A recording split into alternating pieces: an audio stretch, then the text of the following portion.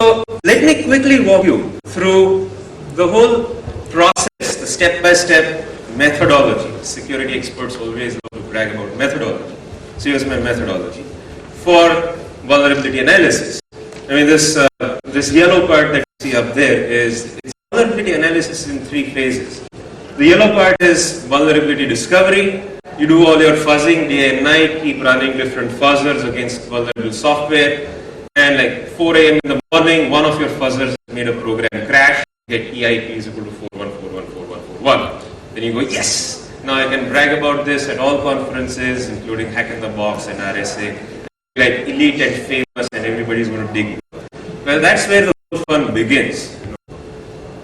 Things don't end at EIP equal to 4141441. Once you get control of the instruction pointer, then comes a whole painful process and enjoyable process. There's always pleasure in pain, as they say. The whole enjoyable process of vuln analysis is how do you take this vulnerability and create a working, robust, reliable exploit out of this. So you fire up your debuggers, keep modifying your attack vectors, see what return addresses you get, see what offsets you get, discover through memory dumps, see if the protocol filters out characters like line feeds or carriage returns or whatever is not allowed. And once you get things in a good shape, you usually try it out with your sample shellcode, which is going to be in trap 3, trap debugger. And once you get a trap debugger, then all you need to know is, well, now you're at the gates of your own shellcode, replace it with good shellcode and get a good working exploit. Sometimes you may need handlers for shellcode if you're using state shellcode and so on. So phase 3 is, packing it all together, try to make it wormable if you wish, and go take over the internet. So this is a whole process of vuln research from vulnerability to exploit. Let me begin with a very simple situation. I'll take up 2 case studies. Both are relatively simple bugs, but what I want to show is, a quick accelerated video of vuln research. I'll do it along the way, assisted by Metasploit. Here's a classic simple Stack Overflow situation. You have a 128-byte buffer, string copy, buffer, comma, argv1. Classic mistakes.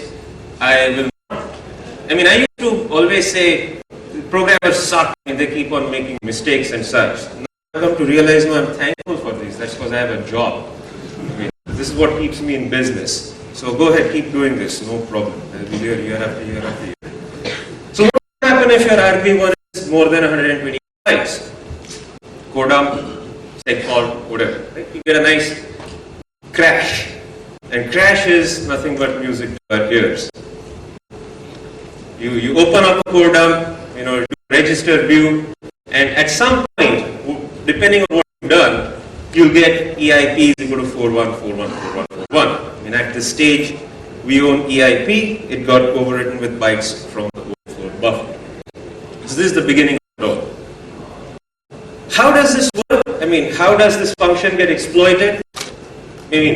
Just go from EIP's 41414141. But to understand how this works, you have to dig into the whole process of Stack Overflow. What makes a Stack Overflow work?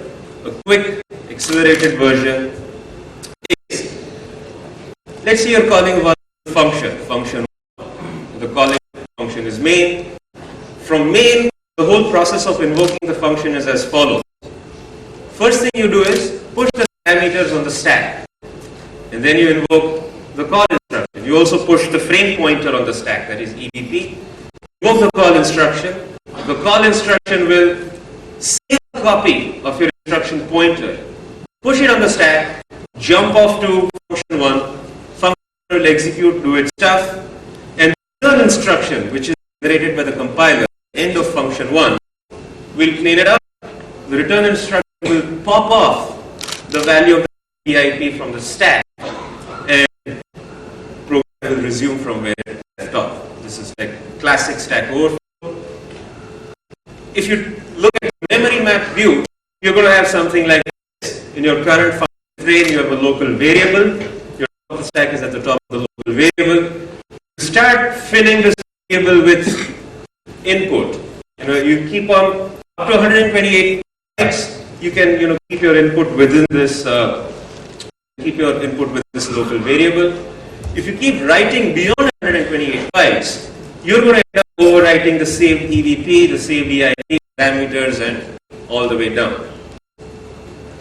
What will happen once you overwrite saved EIP? Is the flow kicking in at this time? Nope, really. You still need the function to return. You still need that red instruction to kick in. What's the red instruction going to do?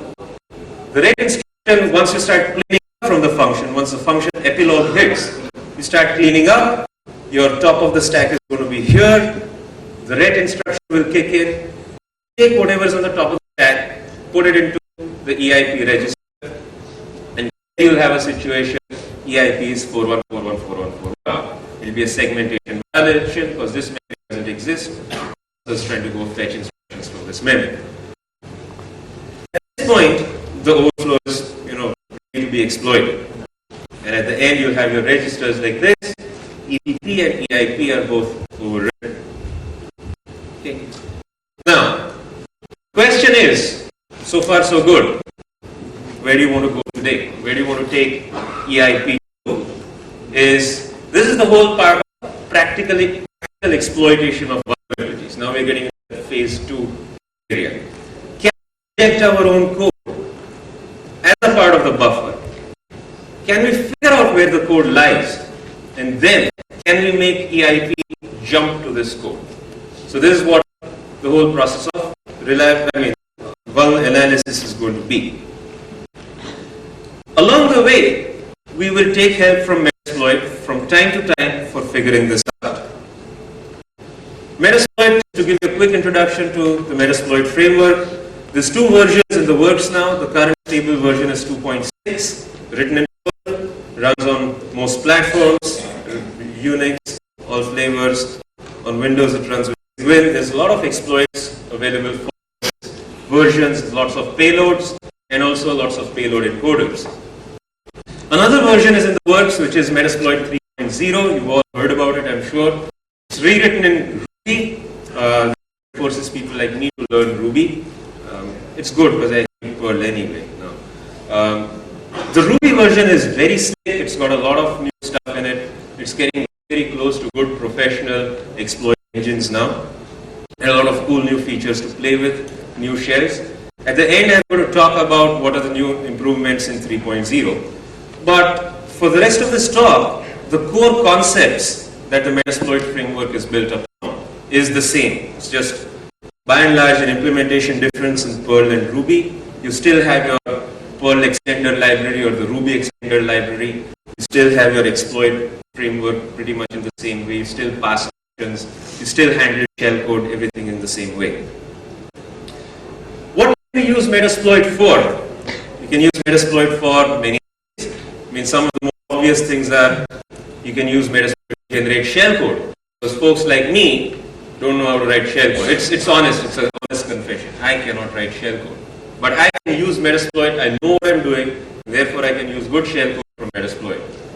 If there is shellcode to be written that Metasploit doesn't have, what do? I call up my friends. One of my friends who's not here is SK. He helps me out with shellcode. So I'm grateful to them.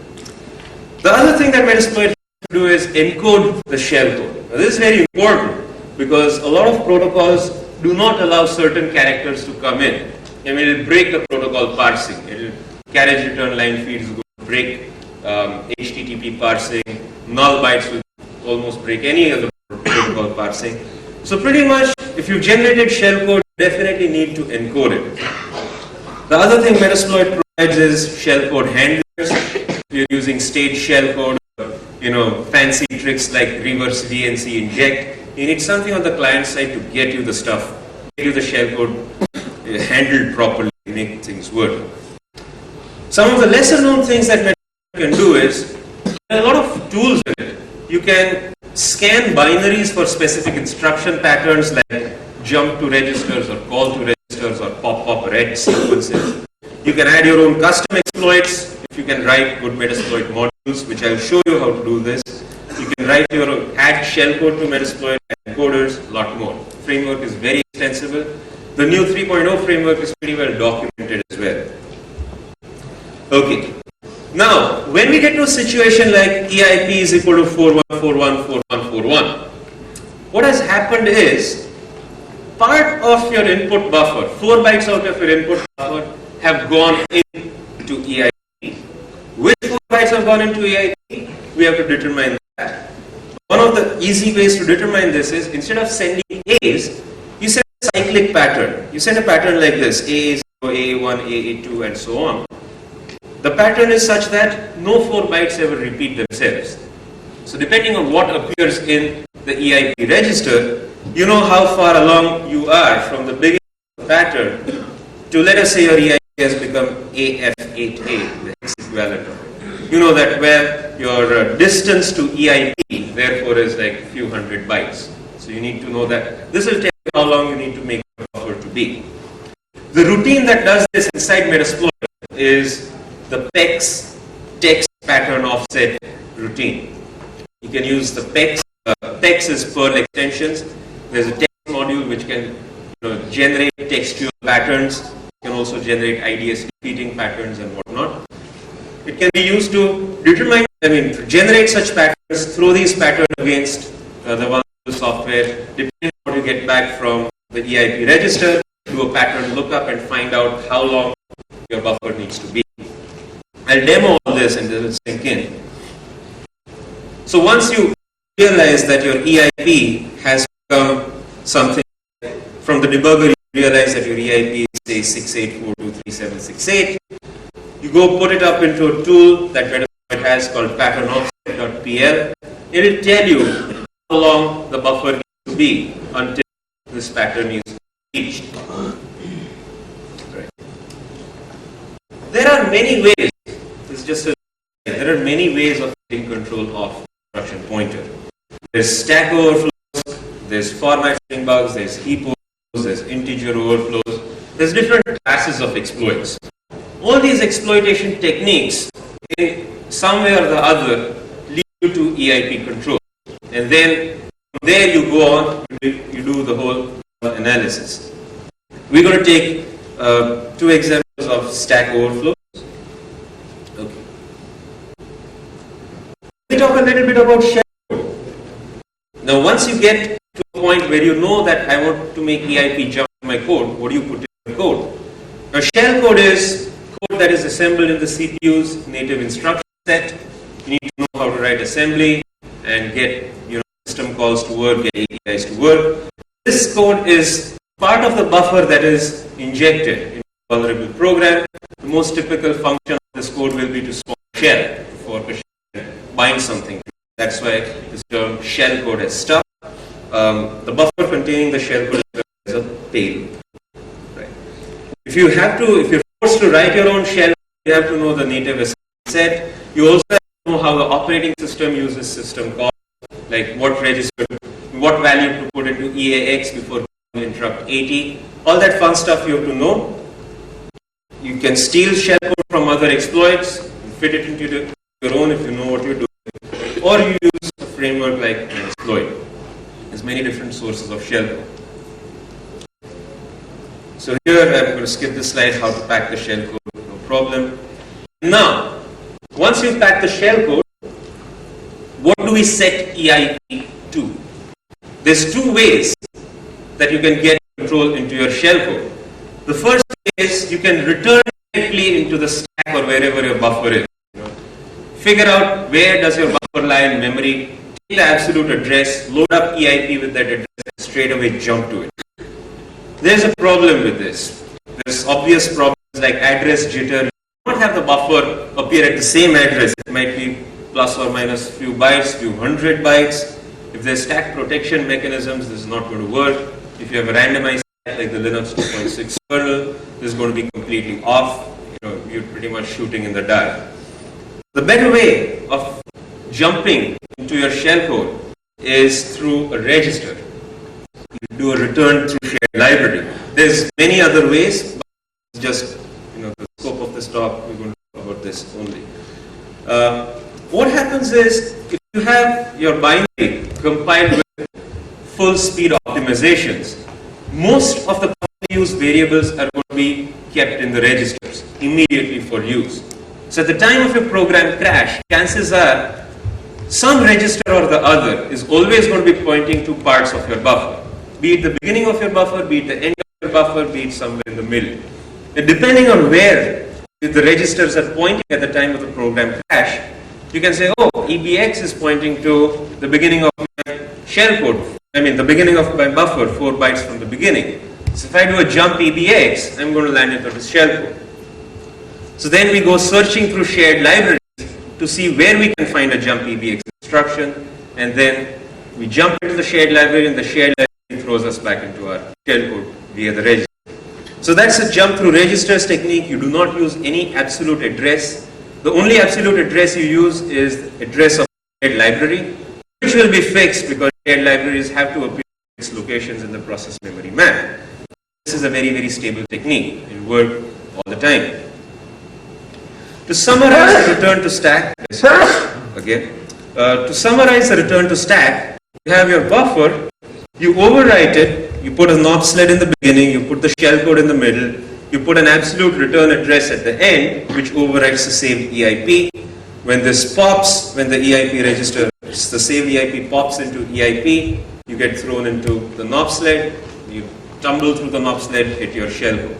This is return to stack. Jump to registers is when you come into the exploit situation, when you've overwritten the saved EIP and your program's crashed, chances are one or more registers will point to different areas of your buffer. In this slide, you have EBX, which is pointing to at the beginning of your buffer, ESP sometimes points to the end of your buffer. Now, depending where you pack your shellcode, let's say if you pack your shellcode in the beginning, you can do something like call or jump EX, will land you over there. So you go searching through shared libraries for a call or jump EBX pattern. You load up your EIP with an address into that DLL or into that shared library, and throw it into the beginning of your shellcode zone. If you're using shellcode at the end, you go look through some other libraries for a jump or call ESP, and then you're going to jump towards the end of your shell. How do you find these call or jump instructions in the DLL? Well, the way to find it is, you can either open the debugger, look at the modules loaded, search the memory and find these patterns, or you can use another Metasploit tool called MSFPE scan or MSFL scan, and that will help you quickly search through shared libraries to find patterns. MSFPE scan and MSFL scan can search through portable exe binaries for Windows and ELF binaries for Unix. Metasploit has a little built-in mini disassembler that can disassemble some instructions on the fly, and the engine can then search for calls or jumps or pop-reds. You can even use regular expressions to find sparsely coupled instruction groups. So if you don't find a particular sequence of instructions, you can find block B, block C, and there's some chain through it. You can use that as well. Currently, as far as I know, the 3.0 framework does not have ELF scan. It only has PE scan. I'm sure they're working on it, because without ELF scan, how do we take apart Unix stuff?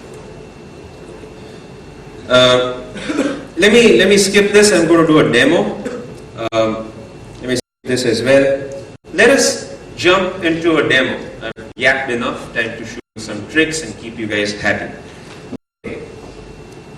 The first demo we're going to take up is a Linux demo, a Linux overflow demo with a program called Peercast. Peercast is a peer-to-peer streaming music thing. You can use, you use it to create your own radio station that other people can tune into. Peercast has an HTTP interface for managing its configuration, and this HTTP engine is vulnerable to a buffer overflow. The way it works is, let's just step through it, discover the vulnerability, and quickly put together an exploit. We'll do this, and we'll see how to make this Peercast exploit work from within the Metasploit framework. So the first is, let's put together a little Perl script, and then see how to integrate this into the Metasploit framework. So, let me open up stuff.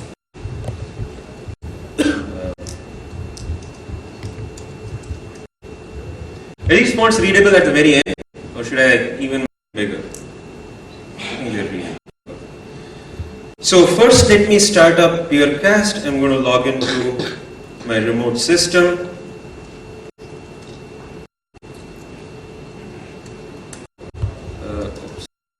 Peercast. I started up Peercast. It's running on 192.168.7.177. Let's find it there.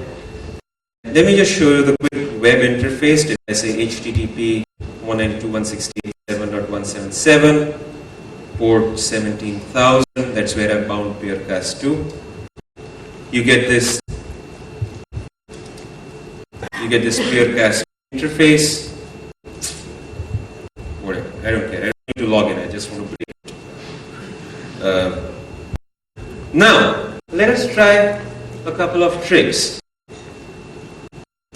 Here, the first thing I'm going to do is I just have a very large HTTP request. It's like get/stream/ whole lot of A's, 1,000 A's. If I send this to Peercast, Peercast is going to die. So I'll say type aaa.txt and a.txt pipe to netcat 192.168.7.177 port 17,000. Alright. Keep an eye on the top window. Blank. We get a segmentation fault. We are very happy. So let's now look through, do some post-mortem stuff. I have a core file freshly created. Let us put it under the debugger and see what we get. So open up the core file. It says program terminated with segmentation fault. Let's check the registers.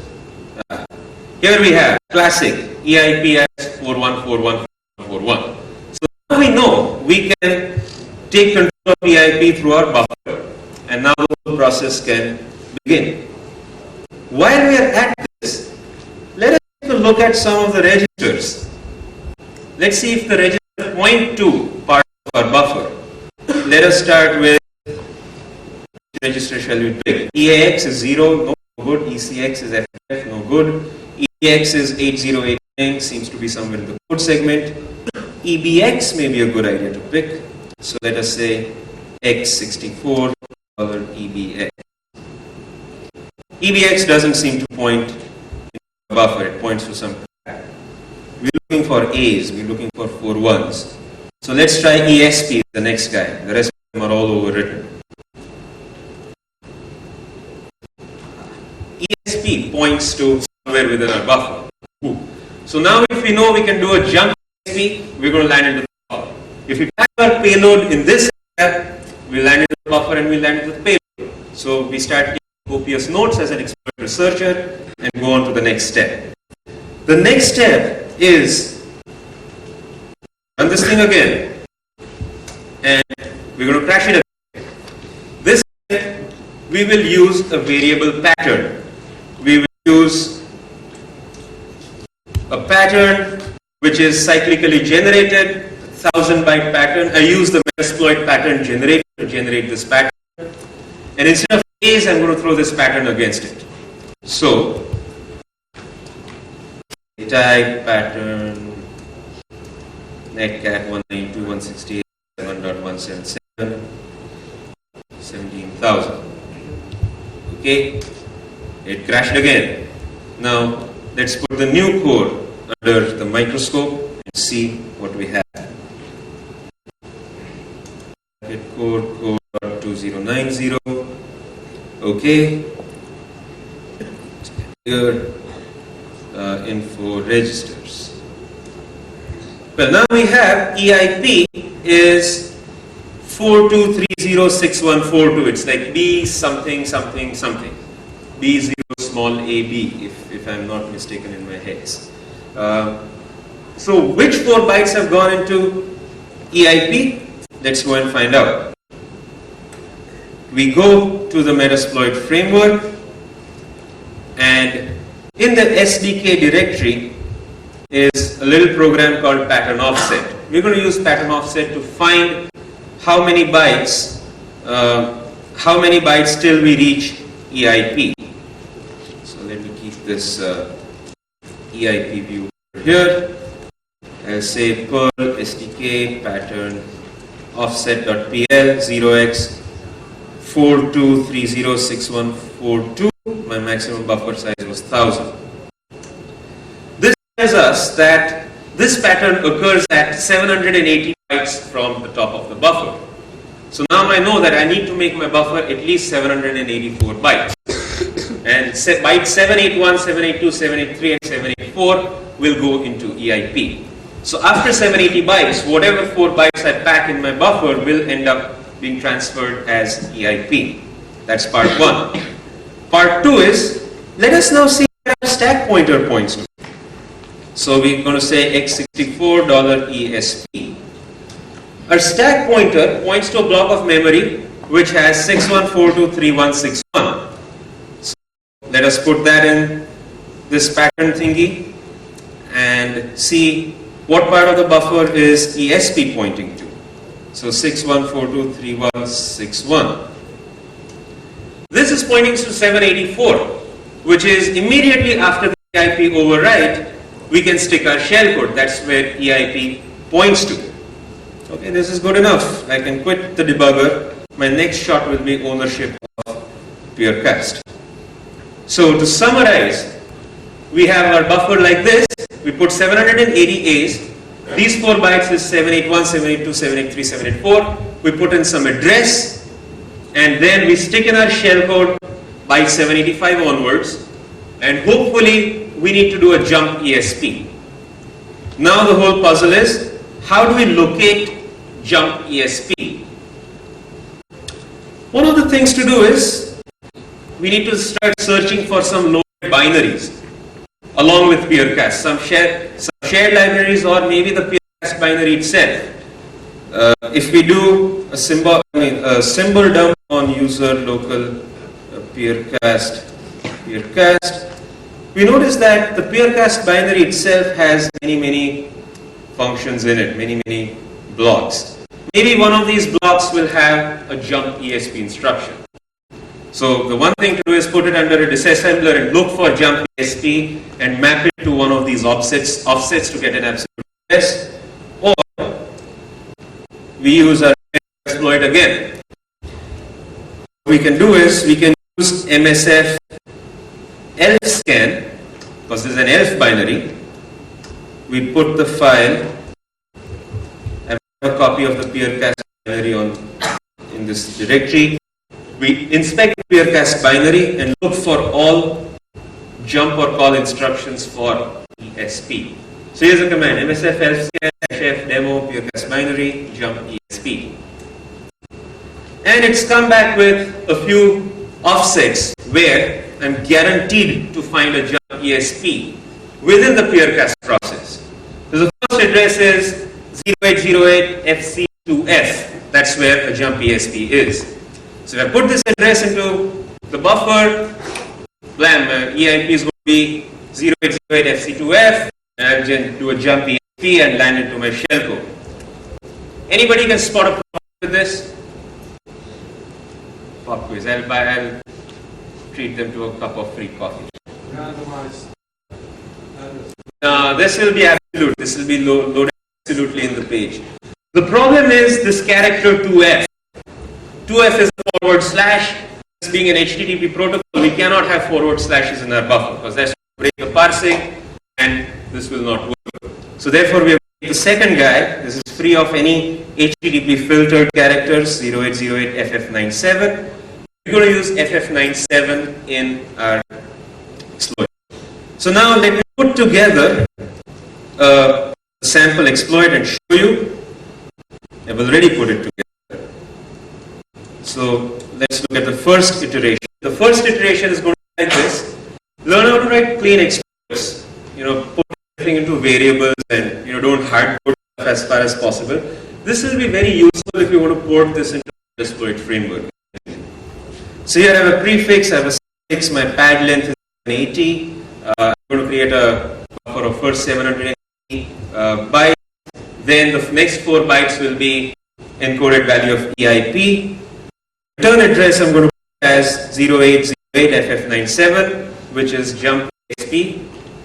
This I will then pack it in my buffer. I will also create a mini knob sled because I always screw up on, I'm always off by 1 or 2 bytes in my calculator. So a 4 or 5 byte knob sled will save me. So I create my payload, my prefix, the padding of 780 A's.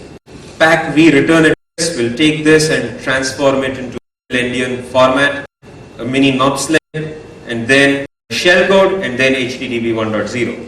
What am I going to use for shellcode? I'm going to use 200 hex CC bytes, which is interrupt 3. So when this hits, I will have trap to the debugger. Okay. So now let's see.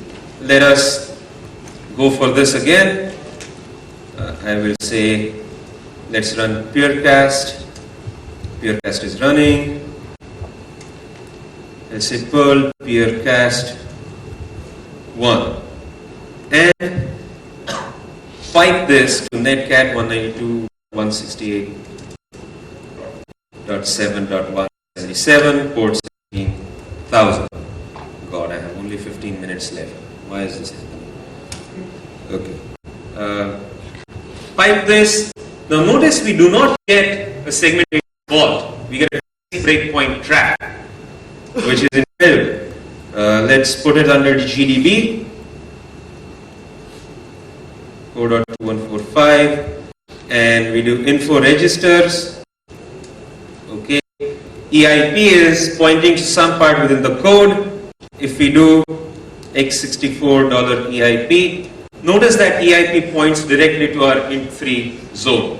So if we replace these int3s with good shellcode, we will win. Alright. Now, let me change the course of this talk a little bit. I want to now, instead of showing you the second demo, let us first see how to wrap this into a Metasploit module. Then we'll go to the second demo, then we'll wrap it up again as a Metasploit module. So, let me talk to you a little bit about payloads. There's different types of shellcode. There's a bind shell, there's an exec command shell, there's reverse shell, state shells, there's advanced shells like meterpreter or VNC inject or impurity shells. There's a whole lot about shellcode. You can read it up at your leisure.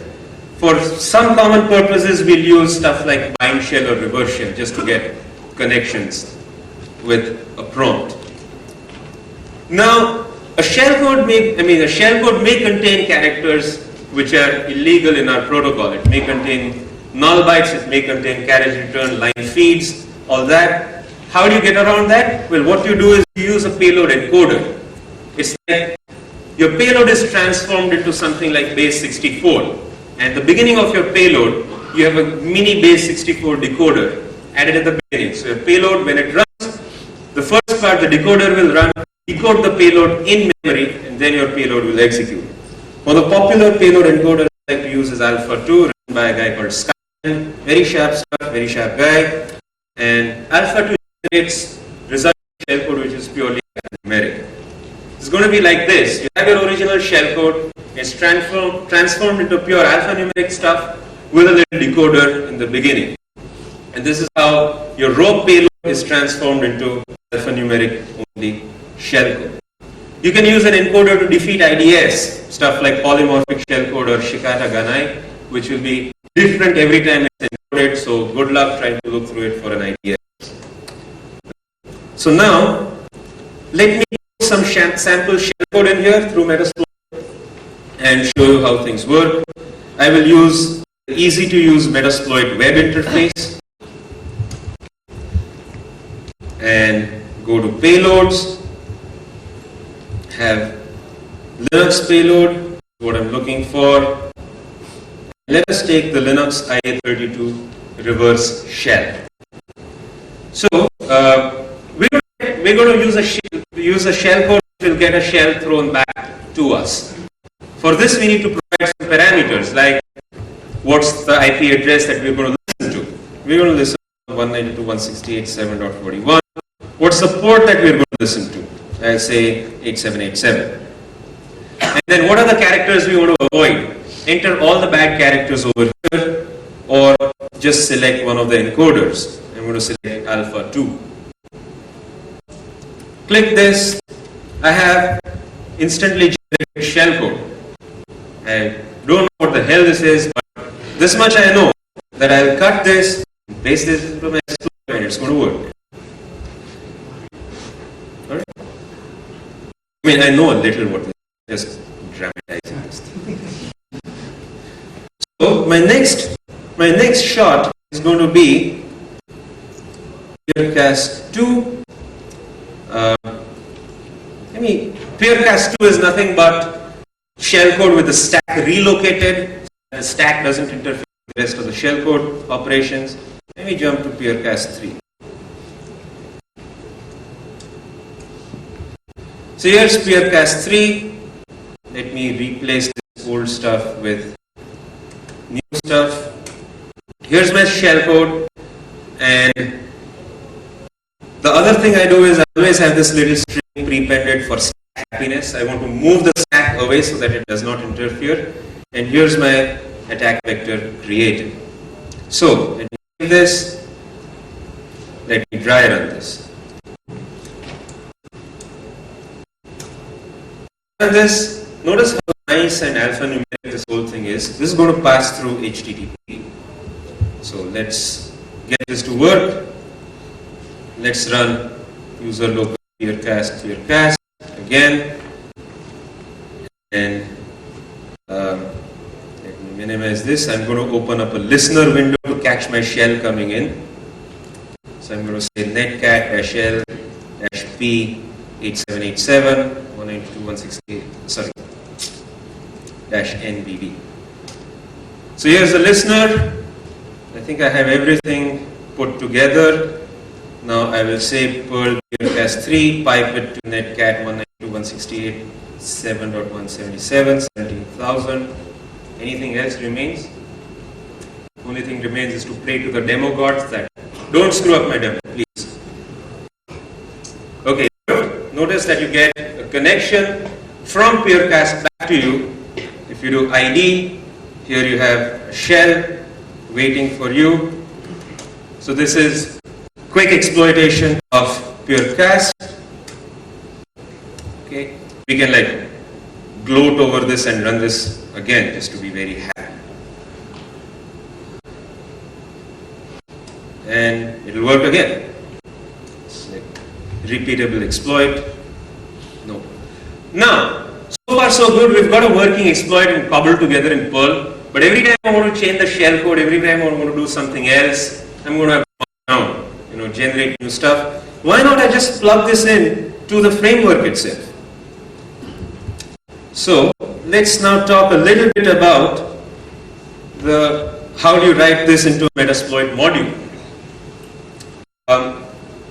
So we're going to talk about how do we integrate this with the framework. How can we choose multiple targets? We are then offered the luxury of dynamically selecting payloads, dynamically selecting the encoding. You can put a built-in payload handler. You can use advanced payloads. It's going to become a very, very portable and rugged exploit. Now, how does Metasploit run an exploit? So there's stuff that you have to write on your own, and there's stuff that Metasploit will give you. Your Perl module will now become a part of the Metasploit framework, or if it's 3.0, your Ruby module becomes a part of the framework. So you have to know how to write in Perl or Ruby. That's one. All the stuff in the middle, the lightly colored stuff, is stuff that you have to write. You have to write the exploit preamble, you have to write the construction of the payload, because it depends on what you're exploiting. You have to write code that will actually launch the socket, and then once you're launching the socket, you write stuff to hand over the connection to Metasploit. Metasploit in turn will provide you with an encoded shellcode library. It will also let the user type in options before running an exploit, and that will pass on to your attack module. So let's see how this comes together. The basic stuff is, the basic Metasploit exploit is you need a constructor. Sorry, what am I blabbing about? Yeah, you need to put together a Perl module. The Perl module will always have some predefined stuff. The Perl module needs to have at least one data structure called info. which is information about this module that Metasploit will use when you put it in its interface. You may have some advanced stuff passed to this module as well.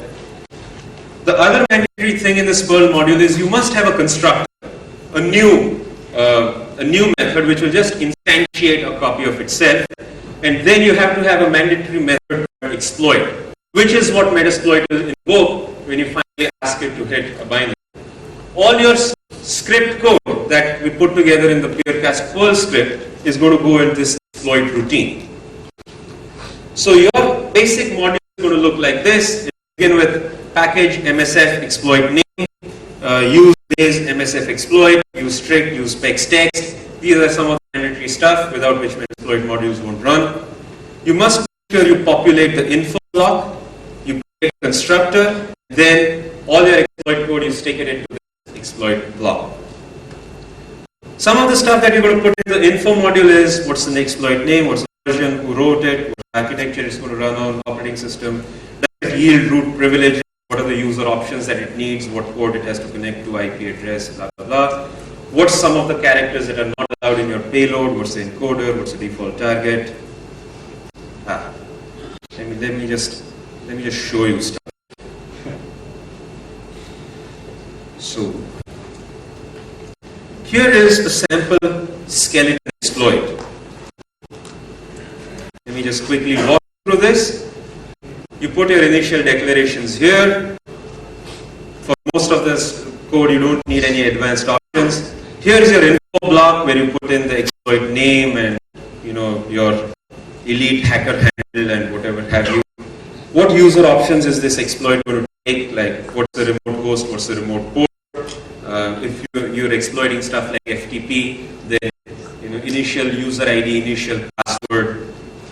What's your payload restrictions? Yeah, payload must fit into 1024. These are the bad characters that it cannot use. Here you prepend all your shell with the stack relocation stuff.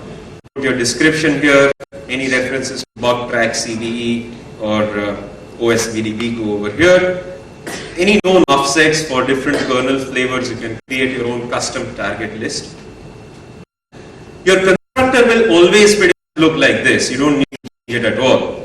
It will be just create an object and do a return self. And here your main code is going to fit into this exploit module. All your Metasploit plugins must end with 1. They must always return true. Otherwise Metasploit will crash. I mean, it will not crash, it will just not continue. Okay. So now let me walk you through the PureCast exploit that I created. Say my PureCast Linux. So I put this in, the description and all the author stuff. The space is 200 characters. These are all the bad characters that I cannot use. I cannot use slash, equals, question mark, semicolon, ampersand, all that. And PureCast3.pl, the one that I created, is pretty much stuck in here verbatim. You read the user informations into a targets array, and here's the same code. You create the payload with a prefix, padding, pack, the return address, nopsled. Except shell code is now going to be given to you by Metasploit. You say somewhere up here, you say my shell code is equal to get var encoded payload. So this will fetch it from Metasploit. And then here you use Metasploit socket methods to create a socket, MSF socket TCP new. You connect to the target host and target port. This is what Metasploit will give you once the user has given this information. And then at the end you say send payload and invoke the handler. This is it. This is how it's going to be, and then end this with 1. We place this binary, we place this exploit module in home, in Metasploit's,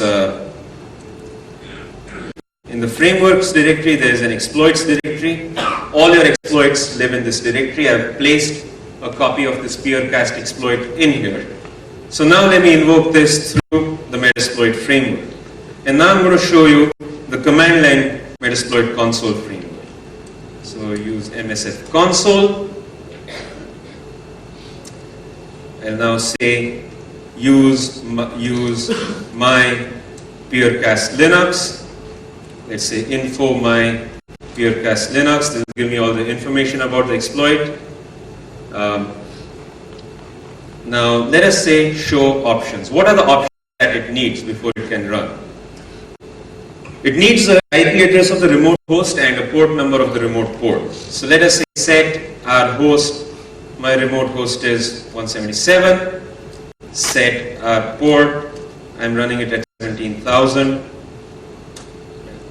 Now let us see what payloads it can use.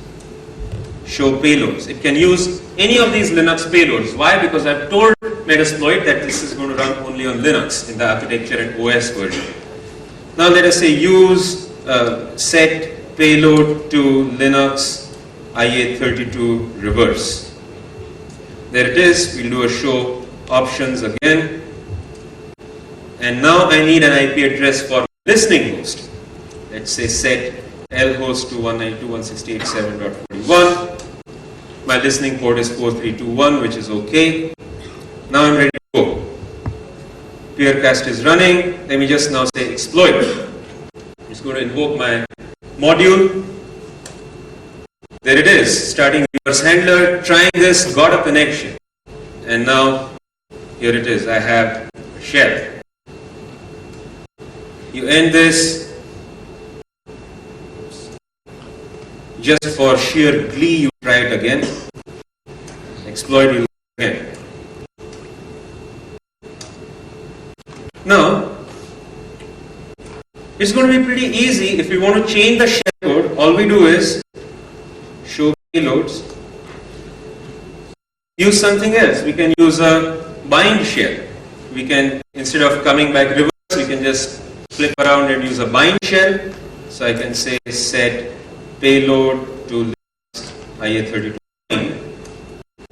Not that it's going to make a big difference in the demo, but you can just switch shellcode on the fly and go show option. The remote port it's going to bind to is 444, that's fine. Now let's just go exploit. We do this, here it works again, but this time it has an outbound connection from your IP address to 444 on the remote host. So you can play around with this. Once this has become a Metasploit module, I don't need to tweak the code. Code is going to be there. All I just do is change information from parameters and run it. How much time do I have? Another few minutes? Not 10 minutes. Oh. The screen is showing 10 minutes. I thought. Okay, no problem. So now I'll be able to finish the second demo. Those of you who took the training with me 2 days earlier have seen this demo, the SIP-XTAPI exploit. Let me just wind up with a little bit about Metasploit features in the next 1.5 minutes, and then we'll end. So the cool Metasploit is the Perl extensions called PEX, or the root extensions called REX. These contain a lot of text processing routines, management routines, protocol-specific routines, and all these are available as a part of our exploit development. We can use these modules in our exploit code itself. PEX text helps you with encoding and decoding, pattern generation, random text generation, padding. PEX socket helps you initiate and handle TCP, UDP, TCP over SSL, and even create raw UDP packets if you want to for sending your along the network. There's some specific protocol level utilities, like it helps you create SMB packets with a nice SMB library. It also helps you create PCRPC packets, SunRPC packets, MS SQL Server TDS packets, and whatnot. So you don't have to go mucking around with the protocol, just use this object and create this for you. There's PEX utils, which is miscellaneous utilities, whole esoteric bunch of stuff for array and hash manipulation, bit rotates, read and write files. It has also a very nice format string generator. Writing your own format strings can be a royal pain, but you can use a built-in format string generator to give you this whole, percent blah blah blah, percent blah blah blah thing. You just have to give it what to write where, and it'll create the appropriate format string for you. You can even create Win32PE files on the fly. Like you want to inject a dynamically generated DLL, sure, go ahead. You can create JavaScript arrays for cross-site scripting crap and whatnot. So I walked you through this skeleton exploit, the finished example as well. So with this, I will have to come to an end. It's been a great conference. Oh wait, I forgot, there's some quick command line utilities along with your MSF console and MSF web. You have MSF CLI, which is a scriptable command line interface. MSF payload to generate payloads from the command line. MSF encode. You can take generated payload and pipe it through the encoder to get encoded shellcode on the fly. MSF web is a web interface. MSF update is the live update from Metasploit site. In version 3.0, you have an MSF daemon, which you can run in client-server mode. You can hack up a machine, put the MSF daemon, and pivot through that daemon. You have an opcode database lookup command called MSF opcode.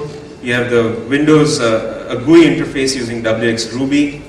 There's new payloads, new encoders. There's shellcode, which I like really a lot.